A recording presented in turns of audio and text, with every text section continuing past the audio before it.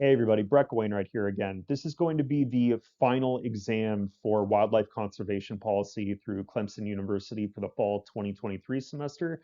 Today's topic is going to be ESA listings, yay or nays. So there were two joint resolutions that President Biden vetoed that related to downgrading two species from endangered to threatened. And I was going to talk about my own opinions about those joint resolutions today for this presentation.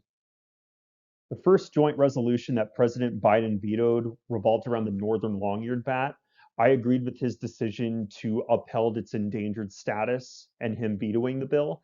Northern long-eared bats and other insectivore bats play an essential role to the agricultural industry, and they provide a natural way to eliminate these really nasty pest insect species that can decimate crops. I also wanted to bring up pollinator bats as well, which are essential to pollinating wildflowers as well as really important cash crops in this country, which include bananas, mangoes, figs, cloves, peaches, guava, and agave as well, which is used in tequila production. And the real crux of my argument for keeping this species listed as endangered is because of white nose syndrome, which is a non-curable fungal disease that can spread between bats. So a northern long-eared bat can spread this disease to a pollinator bat.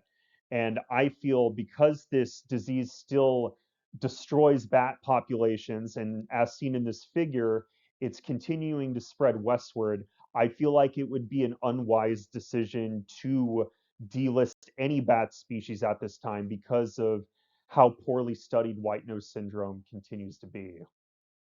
The second joint resolution that President Biden vetoed revolved around the lesser prairie chicken. I agreed with his decision because I wanted the endangered status of this species to be upheld. That's because these little birds are invaluable indicator species that can tell you a lot about the overall health of grassland and prairie ecosystems, the ones that are left in the American Southwest. The biggest threat to these species currently is habitat fragmentation and degradation.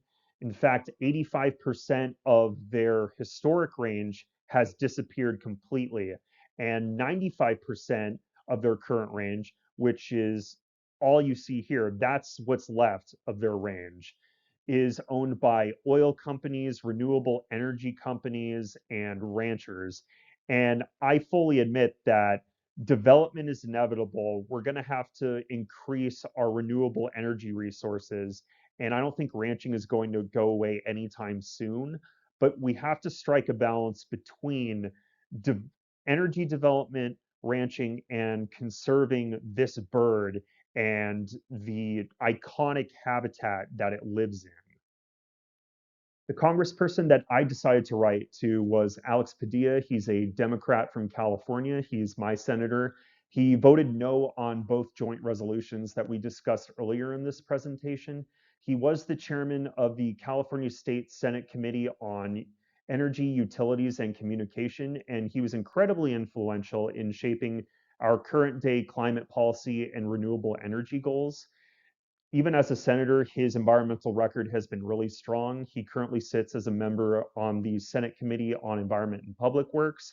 He co-sponsored the Green New Deal, and he's signed off on both iterations of the Restoring America's Wildlife Act, the one in 2022 and 2023. So my job is pretty easy to convince him to continue conserving the environment and protecting wildlife.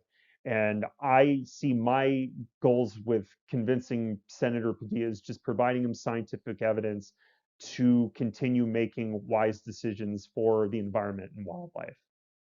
The ESA debate topic that I chose for this presentation is the Delta smelt, and I'd be doing my current office a disservice if I didn't talk about this fish. So the Delta smelt was previously one of the most abundant fish found throughout the San Joaquin Delta in the Central Valley and the eastern part of the San Francisco Bay in the early 20th century. But you can see in this figure right here that the population sort of crashed in the 1980s. The Delta smelt got listed in 1993. It rebounded a little bit, but still populations were erratic, and then wheels really fell off the wagon in the early 2000s. And the fish has kind of been down here ever since.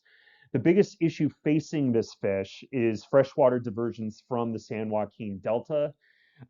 Because of this listing, it restricted the amount of fresh water that could be extracted or pumped out of the San Joaquin Delta for agricultural fields as well as clean drinking water for housing.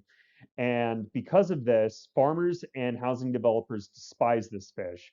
And the whole controversy around this fish is who gets the rights to the water in the San Joaquin Delta. Here are some of the solutions we're try and bring this fish back from the brink. The first one, obviously trying to restrict pumping of fresh water from the Delta for agricultural fields and these new housing developments that are popping up. We monitor Delta smelt populations year round. This is a lot of what I do at my current job. So we use Kodiak trawls to catch some of these fish swimming in the Delta. We also use 20 millimeter larval trawls during spring and summer months while Delta smelt are spawning. And we also do captive breeding and release programs. So if we do end up catching a wild Delta smelt, we end up flash freezing it and bringing it back to a fish hatchery facility ran through UC Davis. From there, we raise Delta smelt and we give them a VIE tag, so a little tattoo, and then we release them into the Delta. And this is actually what I was doing on Tuesday of this week is putting these hatchery Deltas in these carboys right here and releasing them into the water. So I wish I could paint you a rosier picture about the status of the smelt, but it is still pretty dire. Catching wild non-hatchery Delta smelt is actually pretty rare. In my time with this office, I've maybe seen less than 10 wild Delta smelt altogether, but we do continue to flash freeze these wild fish and bring them back to increase our brood stock. The species has gotten harder to identify each year by eye alone. So some of these hatchery fish they lack some of the distinguishing characteristics that a wild Delta smelt would have. And there's worries that those characteristics will disappear soon because a new generation of Delta smelt is born each year, and the fish only live to be 1 year old. So each year is a new generation, and these characteristics will degrade pretty quickly. The state still limits how much water is being pumped from the delta, but that can only continue for so long if we continue to have droughts in the state. So there's a huge need for more rain. Hopefully, it's coming.